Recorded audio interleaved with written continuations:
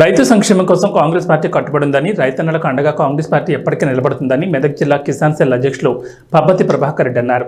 శుక్రవారం స్థానిక MLA camp కార్యాలయంలో ఏర్పాటు చేసిన విలేకరుల సమావేశంలో ఆయన మాట్లాడుతూ, కాంగ్రెస్ ప్రభుత్వం ఎన్నికల్లో ప్రవేశపెట్టిన మేనిఫెస్టోను ఖచ్చితంగా అమలు చేస్తుందని, అందులో భాగంగానే రైతులకు 2 లక్షల రూపాయల రుణమాఫీని కూడా ప్రారంభించిందని ఆయన గుర్తు చేశారు. తెలంగాణ రాష్ట్ర బడ్జెట్ కేటాయింపు విషయంలో పెద్ద ఎత్తున రైతులకు 70,000 కోట్ల రూపాయల నిధులు కేటాయించి రైతు ప్రభుత్వం కాంగ్రెస్ పార్టీ దాన్ని మరోసారి రుజువు చేసుకుందని ఆయన అన్నారు. మెదక్ జిల్లా రైతాంగం తరపున కాంగ్రెస్ పార్టీ అధిష్టానానికి మరియు రాష్ట్ర ముఖ్యమంత్రి రేవంత్ రెడ్డి, ఉప ముఖ్యమంత్రి బట్టి విక్రమార్కలకు ధన్యవాదాలు తెలిపారు. ఇదిలా ఉండగా ప్రతిపక్షంలో ఉన్న బీఆర్ఎస్ పార్టీ నాయకులు ఊకదంపుడు ఉపన్యాసాలు మానుకోవాలని ఆయన సూచించారు. 10 ఏళ్లుగా మీరు 10 మంది ఎంపీలు ఉండి తెలంగాణ రాష్ట్రానికి మీరు తెచ్చింది ఏమైనా ఉందా అని నిలదీశారు. బీజేపీ పార్టీతో బీఆర్ఎస్ పార్టీ చీకటి ఒప్పందాలు కుదుర్చుకుంది వాస్తవమే అని ఆయన ఎద్దేవా చేశారు. ఈ కార్యక్రమంలో మెదక్ పట్టణ కాంగ్రెస్ పార్టీ అధ్యక్షులు గూడూరు ఆంజనేయులు, బ్లాక్ కాంగ్రెస్ పార్టీ అధ్యక్షులు హపజీ మెల్సాబ్, కాంగ్రెస్ పార్టీ మండల నాయకులు పేరూరు శంకర్, నాగిరెడ్డి, ముజీబ్, గోపాల్తో పాటు తదితరులు పాల్గొన్నారు. ఆలోచన చేయాలి. సన్నాల సాగుకు కొన్ని ఇబ్బందులు ఉంటాయి కాబట్టి రైతు భరోసా కార్యక్రమంలో, అలాగే రుణమాఫీ ద్వారా, పంటలకు క్వింటాల్కి 500 రూపాయల వడ్లకు వరికి బోనస్ ద్వారా కూడా ప్రభుత్వం రైతుకు బాధ్యతగా నిలుస్తున్నది.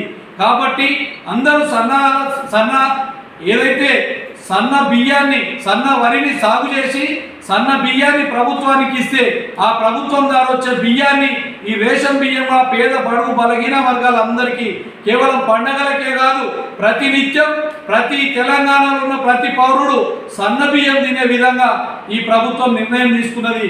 దానికి యావత్ రైతాంగం కూడా హర్షాతిరేకాలు వ్యక్తం చేస్తున్నారు. ఇంకా కొద్ది మందికి ఈ విషయం తెలియక ఈ పంటకు దొడ్డు పంట వేసినప్పటికీ రాబోయే రోజులలో ఖచ్చితంగా సన్నాల సాగు వైపే యావత్ తెలంగాణ రైతాంగం మొగ్గు చూపే అవకాశం ఉంది. ఈ సన్నాల సాగులో కూడా రైతులకు ఏదైతే ఇబ్బందులు జరుగుతున్నాయో, పురుగులతో కానీ ఏదైతే చీడపీడలతోటి సస్యరక్షణ లేకపోయి అటువంటి ఇబ్బందులు ఉంటే ప్రభుత్వం ఈ వ్యవసాయ విశ్వవిద్యాలయం ప్రొఫెసర్ జయశంకర్ వ్యవసాయ విశ్వవిద్యాలయం ద్వారా కొత్త వరి వంగడాలు కూడా తీసుకురావడం జరుగుతున్నది. దానిలో భాగంగా రాబోయే కాంగ్రెస్ పార్టీ అధికారంలో ఉన్నన్ని రోజులు రైతులకు ఏ విషయంలో కూడా ఆందోళన, అభద్రతా భావం ఉండదని, పూర్తి భరోసాతోటి ప్రభుత్వం మీ వెన్నంటే ఉంటుందని రైతులందరూ కూడా విజ్ఞప్తి చేస్తున్నాం. అలాగే కాంగ్రెస్ పార్టీ ప్రభుత్వం 2004లో డాక్టర్ వైఎస్ స్వర్గీయ ముఖ్యమంత్రి డాక్టర్ వైఎస్ రాజశేఖర రెడ్డి గారి నాయకత్వంలో మొదటిసారిగా ఉచిత విద్యుత్ అందివ్వడం జరిగింది రాష్ట్ర రైతాంగానికి. అలాగే ఉమ్మడి ఆంధ్రప్రదేశ్లో ఇచ్చినట్టుగానే తెలంగాణలో కూడా పూర్తిగా ఉచిత విద్యుత్ కరెంటును రైతులకు సాగుకు సరిపోయే విధంగా కరెంట్ ఇవ్వడం జరుగుతుంది. 24 గంటల కరెంట్ అందిస్తూనే 18 నుంచి 20 గంటల కరెంటు 3 ఫేజ్ ఉచిత విద్యుత్ను రైతాంగానికి అందిస్తున్నారు. కానీ ఇప్పటికీ ఈ రాష్ట్ర ప్రతిపక్ష నాయకుడు నిన్న అసెంబ్లీ కాడ మీడియా పాయింట్లో మాట్లాడుతూ ఉచిత విద్యుత్ రావట్లేదు, రైతుల కరెంటే ఉండట్లేదు, ఈ బడ్జెట్ ట్రాష్, గ్యాస్ అని మాట్లాడుతున్నారు. యావత్ రైతాంగం ఏదైతే మీరు మాట్లాడే మాటలను కూడా పరిశీలన చేస్తున్నారు. రైతులందరూ ఆలోచిస్తున్నారు. కరెంటులో ఏ మాత్రం ఇబ్బందులు లేవు. గతంలో ఏ విధంగా అయితే కరెంట్ సరఫరా చేసిరో అదేవిధంగా ఈ రాష్ట్ర రైతాంగానికి కరెంటు కూడా సరఫరా చేస్తున్నారు. అలాగే నీటిపారుదల రంగానికి కూడా 10,029 కోట్లు కేటాయించడం జరిగింది. మిగతా మన ఏదైతే ఈ మనం డ్రిప్ కానీ, స్ప్రింక్లర్లు కానీ, సబ్సిడీ మీద గ్యాస్ కానీ, రైతులకు ఏదైతే మన ఎరువులు అలాగే విత్తనాలు సబ్సిడీ మీద ఇచ్చే విధంగా ఏవైతే నిర్ణయాలు ఉన్నాయో అవన్నిటికీ కూడా దాదాపు 3,366 కోట్ల రూపాయలను ఇతరత్ర పథకాలకు కేటాయించడం జరిగింది. హార్టికల్చర్కి సంబంధించి 730 కోట్లు కేటాయించినారు.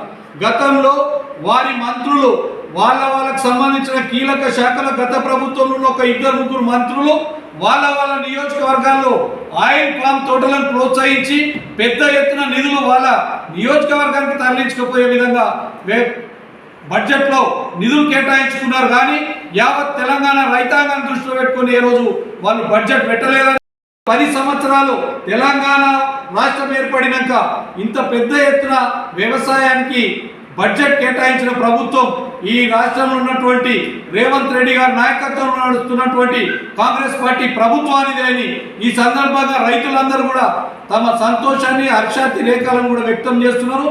మన ప్రాంతానికి సంబంధించి NDSL ఫ్యాక్టరీ ఏదైతున్నదో దాన్ని ఖచ్చితంగా పునరుద్ధరణ చేస్తామని ఎన్నికల్లో హామీ ఇచ్చి నిన్న బడ్జెట్లో మాట్లాడినందుకు ఇంకా ప్రతిపక్ష నాయకులు కొంతమంది మాట్లాడుతూ ఎందుకు నిధులు కేటాయించలేరని మాట్లాడుతున్నారు.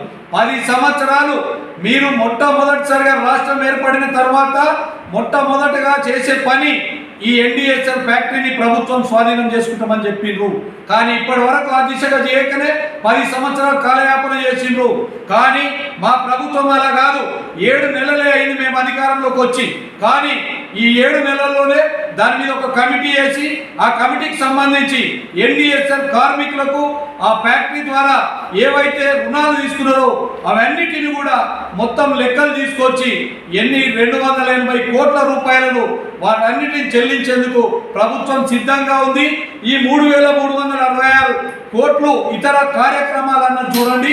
అందులో ఎన్డీఎస్ఎల్ ఫ్యాక్టరీ కూడా నిధులు కేటాయించే అవకాశం ఉన్నది. అనవసరంగా ఈ ప్రభుత్వం మీద బురదలే కార్యక్రమాన్ని ఈ మిగతా ఈ తెలంగాణలో ఉన్నటువంటి బీఆర్ఎస్ బీజేపీ నాయకులు కానీ ఎన్డీఎస్ఎల్ ఫ్యాక్టరీ విషయంలో మొసలు కన్నీరు కార్చాల్సిన అవసరం లేదు. ఈ ప్రభుత్వం చిత్తశుద్ధితో పనిచేస్తుంది, రైతుల కోసమే పనిచేస్తుందని ఈ సందర్భంగా తెలియజేస్తూ కేంద్ర ప్రభుత్వం ఈ రాష్ట్రానికి తెలంగాణకు తమ బడ్జెట్లో నిధులు కేటాయించకుండా ఈ రాష్ట్ర బీజేపీ నాయకులు ఈ ప్రాంతంలో ఉన్నటువంటి బీజేపీ నాయకులు ఇంకా జబ్బలు జరుచుకుంటూ మేమేదో చేసినాం సాధించడమని ఈ రాష్ట్ర బడ్జెట్ విషయంలో దిష్టి బొమ్మలు అలవెట్టడం కానీ ఈ ప్రాంతంలో ఎటువంటి నిరసనలు తెలియజేసే నైతిక అర్హత కూడా వాళ్ళకు లేదని ఈ రాష్ట్ర బడ్జెట్ గురించి మాట్లాడే నైతిక అర్హత బీఆర్ఎస్ బీజేపీ నాయకులకు లేదని ఈ సందర్భంగా తెలియజేస్తున్నాం. ఇంకొక మాట, బీఆర్ఎస్ నాయకులు మాట్లాడుతూ ఈ రాష్ట్రంలో ఎంపీ ఎన్నికలలో లోక్సభ ఎన్నికల్లో ఈ రాష్ట్రంలో టీఆర్ఎస్ ఓడించారు కాబట్టి ఈ రాష్ట్రానికి నిధులు రావాలేమని చెప్తున్నారు. గతంలో మరి ఈ రాష్ట్రంలో ఉన్న 17 సీట్లలో ఒక 6-7 సీట్లు తప్ప మిగిలిన మొత్తం మీరే ఉన్నారు అధికారంలో. మరి 17 సీట్లలో 10 ఎంపీలు మీరే ఉండి అంటే ఓవైసీతో కలుపుకొని 10 మంది ఎంపీలు మీరే ఉన్నప్పటికీ మరి మీరు ఏం సాధించిండ్రు? బయ్యారం ఉక్కు ఫ్యాక్టరీని సాధించిండ్రా? కాజుపేట కోచ్ ఫ్యాక్టరీని సాధించిండ్రా? మీరు ఈ ప్రాంతంలో ఎన్డీఎస్ఎల్ ఫ్యాక్టరీ పునరుద్ధరణకు ఏమైనా పనిచేసిండ్రా? సెంట్రల్ గవర్నమెంట్ నుంచి ఏదైతే గిరిజన యూనివర్సిటీని అది కూడా తీసుకురాలేకపోయినరు. మీరు ఐటీఐఆర్ యూనివర్సిటీ ఏది కూడా తీసుకురాలేరు. అటువంటి వాళ్ళు ఈ రాష్ట్ర బడ్జెట్ గురించి కానీ ఈ రాష్ట్రంలో ఉన్నటువంటి కాంగ్రెస్ పార్టీ ప్రభుత్వం గురించి కానీ అవాకులు చెవాకులు పేలితే ఈ ప్రాంతంలో ఉన్న కాంగ్రెస్ పార్టీ కార్యకర్తలే కాదు యావత్ తెలంగాణ రైతులు మిమ్మల్ని గ్రామాలలో తిరగనిచ్చే ప్రసక్తే లేదని ఈ సందర్భంగా హెచ్చరిస్తున్నాం. ఒక అద్భుతమైన రైతుగా తీర్చిదిద్దేందుకు, రైతులందరి ఆదాయం రెట్టింపు అయ్యేందుకు, రైతులకు భరోసా కల్పిస్తూ ఈ బడ్జెట్ రూపకల్పన చేసింది. దానిలో భాగంగానే 26,000 కోట్ల రూపాయలు ఈ బడ్జెట్లో రుణమాఫీ కేటాయించినారు. 15,075 కోట్ల రూపాయలను రైతు భరోసా కార్యక్రమానికి కేటాయించినారు. 1,200 కోట్లు ఏదైతే భూములు లేని నిరుపేద వ్యవసాయ కూలీలు ఉన్నారో ఉపాధి హామీ కూలీలు వారికి ఏడాదికి 12,000 రూపాయలు, నెలకు 1,000 రూపాయల చొప్పున ఏడాదికి 12,000 రూపాయలు ఇస్తామని హామీ ఇచ్చిరో వ్యవసాయ కూలీలకు వారందరికీ చెల్లించేందుకు 12,000 కోట్లు ఇందులో బడ్జెట్లో పెట్టడం జరిగింది. అలాగే రైతు బీమా కోసం 1,589 కోట్ల రూపాయలు రైతు బీమా కేటాయించడం జరిగింది. అలాగే గతంలో ఎన్నోసార్లు వడగళ్లతో నష్టపోయిండ్రు, కరువుతో నష్టపోయిండ్రు, అధిక వర్షాలతోటి వరి కోతలప్పుడు వడ్లు తడిసిపోయి మొలకలు వచ్చి అనేక సార్లు ప్రకృతి వైపరీత్యాలకు ఈ రాష్ట్ర రైతాంగం అల్లాడిపోతే అప్పుడున్న ఈ రాష్ట్ర ముఖ్యమంత్రి ఇలాంటి ప్రతిపక్ష నాయకుడు కేసీఆర్ గారు రైతుల కోసం వరంగల్ జిల్లాకు సందర్శనకు వెళ్ళి కేవలం కంటి తుడుపు చర్యగా ఎకరానికి 10,000 రూపాయలు ఇస్తానని ప్రగల్భాలు పలికి ఆయన పోయిన గ్రామం తప్ప పక్క గ్రామానికి కూడా ఇచ్చిన పాపాన ఓలే. ఇన్పుట్ సబ్సిడీని ఇవ్వలేరు, అనేక సార్లు రైతులను మోసం చేసిండ్రు. కానీ ఈ ప్రభుత్వం కాంగ్రెస్ పార్టీ ప్రభుత్వం రైతుల పక్షపాత ప్రభుత్వం, రైతు అనుకూల ప్రభుత్వం కాబట్టి రైతులందరూ కలిసికట్టుగానే ఈ రాష్ట్ర ప్రజలందరితో పాటు రైతులు కూడా ఏకోన్ముఖంగా పనిచేసి ఈ రాష్ట్రంలో రైతు ప్రభుత్వాన్ని అధికారంలోకి తీసుకొచ్చింది. దానిలో భాగంగానే రైతు నష్టపోతే ఇబ్బంది అవుతుందని రైతు పంటల బీమా సాగు ఏదైతే కేంద్ర ప్రభుత్వం తెచ్చినటువంటి పంటల బీమా సాగును ఈసారి పంటల బీమా అమలు కోసం 1300 కోట్ల రూపాయలను బడ్జెట్లో కేటాయించినారు తొలిసారిగా. అలాగే ఎన్నికల్లో హామీ ఇచ్చినారు, వడ్లు ధాన్యానికి 500 రూపాయలు ప్రతి క్వింటాల్కు బోనస్ ఇస్తామని మొన్ననే ముఖ్యమంత్రి గారు ప్రకటన కూడా చేసినాం. ఈ రాష్ట్ర రైతాంగం 500 రూపాయల ప్రతి క్వింటాల్కు మేము బోనస్ ఇస్తామని, ఆ బోనస్ కూడా సన్న వడ్ల సాగుకి ఇస్తామని చెప్పడం జరిగింది. చాలా మంది ప్రతిపక్ష నాయకులు విమర్శలు చేస్తున్నారు, ఏ వడ్లకైనా ఇవ్వాలి, దొడ్డు వడ్లకైనా ఇవ్వాలి, సన్న వడ్లకైనా ఇవ్వాలి. కానీ దీని వెనుక డబ్బులు తప్పించుకోవాలన్న ఆలోచన కాదు. ఈ రాష్ట్రంలో ఏదైతే రీసైక్లింగ్ పేరిట ఈ రోజు ఇస్తున్నటువంటి రేషన్ బియ్యం, దొడ్డు బియ్యం ఇస్తున్నారో ఆ దొడ్డు బియ్యాన్ని రీసైక్లింగ్ చేసి ఎవరు కూడా ప్రజలు పేద బడుగు బలహీన వర్గాలకి అందించే ఈ రేషన్ బియ్యం దాదాపు ఈ రాష్ట్రంలో 10 నుంచి 15% కూడా తినడం లేదు. ఇది వాస్తవం. ఇవన్నీ రీసైక్లింగ్ అయ్యి మళ్ళా రైస్ మిల్లులకే చేరి మళ్ళీ గవర్నమెంట్కే వస్తున్నాయి.